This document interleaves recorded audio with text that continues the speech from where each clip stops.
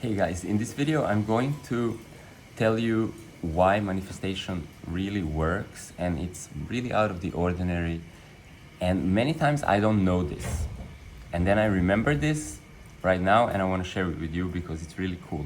So the object of desire or experience that you want to manifest, you are in effect already one with that. Okay, but it does not seem to you to be so because your mind is creating a construct of separation. All right, now let me explain this, and if it clicks with you, it's actually going to be really next level. To manifest something, we actually need to reduce the complexity in our mind that creates the separation. And in the simulation of the mind, you can have 1 degree of separation, or you can have like 64 degrees of separation where you will feel tension that you must go and like really do and get and do this A, B, C, D, F, G, and then get to the object of your desire. So within your mind construct, you will feel separate. So how to escape and defragment the mind construct and relax in the state where you're already one with the object of your desire, okay? Well, first let's see why does your mind do this. First of all, there is something where people might tell you frequency. You need to raise your frequency. Well, you are like an oscillator and you're processing information. So in the highest frequency of your mind, you are one with everything. And in the highest frequency of your mind, there is no you as a separate person having your mind.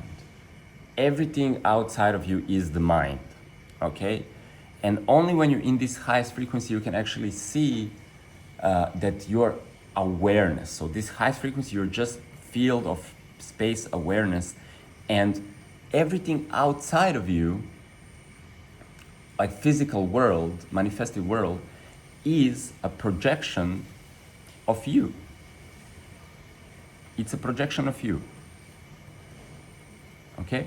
So then the things that are manifested and your thoughts that you might say, I would like an ice cream, and then immediately somebody's like, hey, you want an ice cream? You see the synchronicity. So the synchronicity means instant mirroring between what you're thinking and what you see outside of you as a physical world manifestation. And this synchronicity actually tells us that we are just consciousness experiencing the mind. And in the mind, there is a construct of a person, there is a construct of desire, there is a construct of ice cream in a physical form. And when this high frequency, when you're just in that, then instant synchronicity is a default mode. Now, when you are experiencing instant synchronicity, there's no need for you to do something. You can just go, enjoy life, and things show up. And then you change the mood, you think of something else, and then that shows up.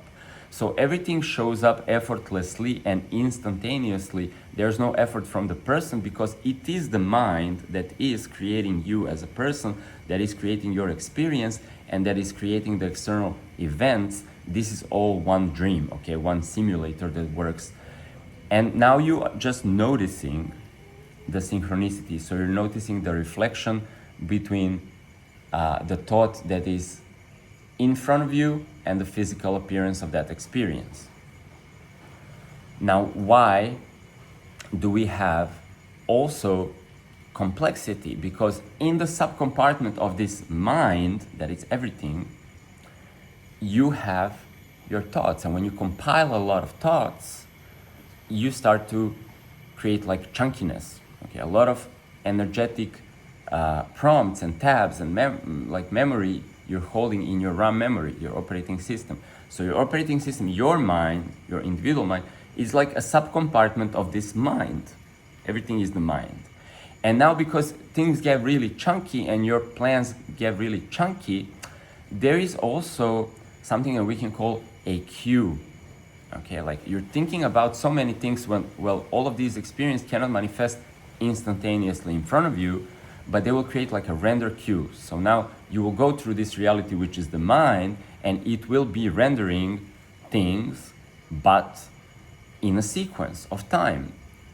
Okay, and so something that you might be thinking today might only appear in 3 months from now, and you don't ever see the synchronicity and the cause and effect being the reflection of one another. Your thought being, your desire being the cause, the physical manifestation being the effect, that they're actually not you manifesting, but they're actually simulated both. As your desire arises, there is a reflection of that desire. There exists that experience. But now if you're waiting for 3 months, you might not notice that the cause and effect are actually, you can't say whether ice cream is manifesting your desire or your desire is manifesting the ice cream, because they both arise at the same time. However, then we tend to think like, I desire the ice cream and then I'm like going for it and then I get it. So I manifested, we give it like this personal, I was the person that manifested that. However, to you as an individual perspective of consciousness experiencing the mind, the game, automatically whatever appears as a desire, that already exists. And now, here's the catch. When you have queued up things, like you're planning for ice cream, you're planning for vacation, you're planning to start a new business, you're planning to, finish some projects, you're planning to go to dinner with your friend. Because all of that does not appear synchronistically immediately, then these things exist in the sixth dimension, or this higher frequency where they're thought forms. They're not yet physical experiences. So in the thoughts, you can now arrange, maybe I don't get the ice cream, but first go and meet this friend. And now you're telling the mind how you want the sequence, so that you're prioritizing what you want more. Basically, you're being more energized toward one idea or another idea.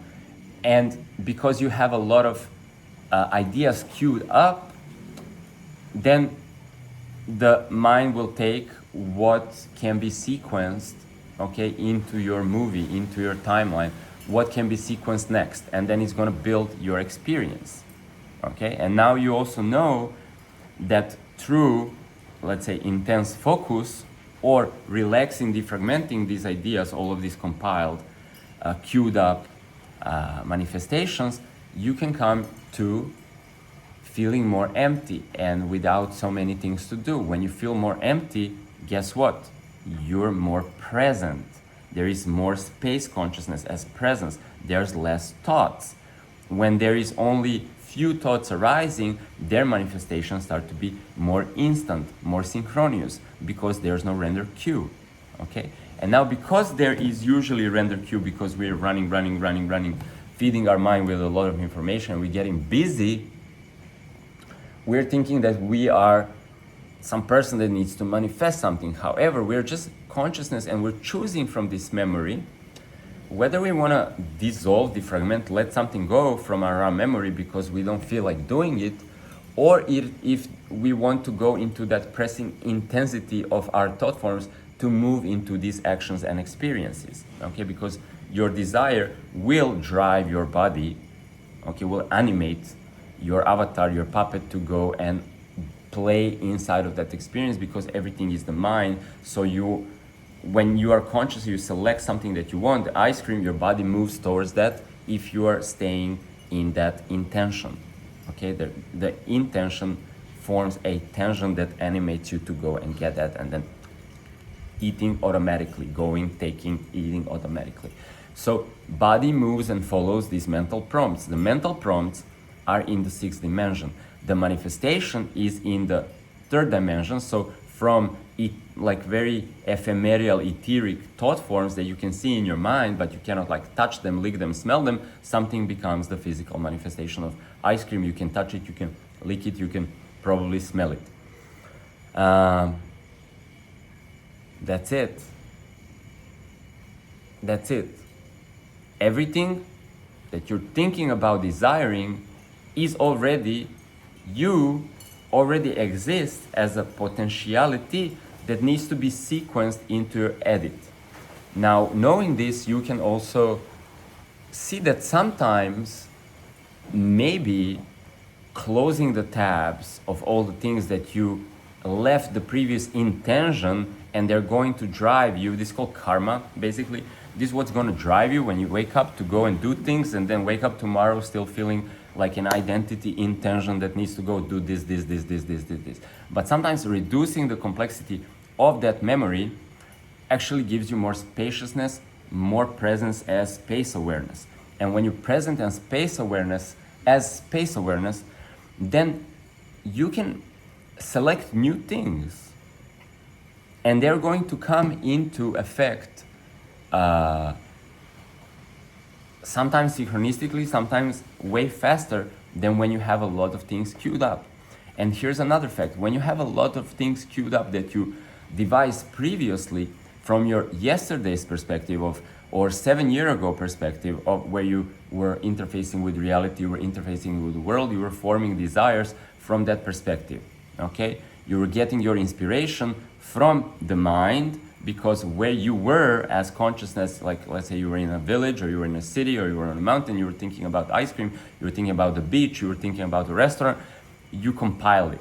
However, today, you might be in a different perspective of consciousness. If you become the presence, empty awareness, you can see what is available to you in the proximity of that arrangement of reality. Okay, so now you might be on a mountain, on a village, on a beach, or wherever, and in proximity of that, there might be better choices for you.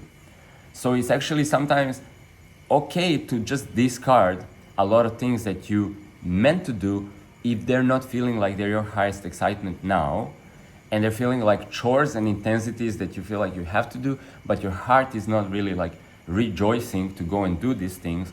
Then just sit and observe these thoughts and be like, phew, phew, phew, phew, phew, phew, phew.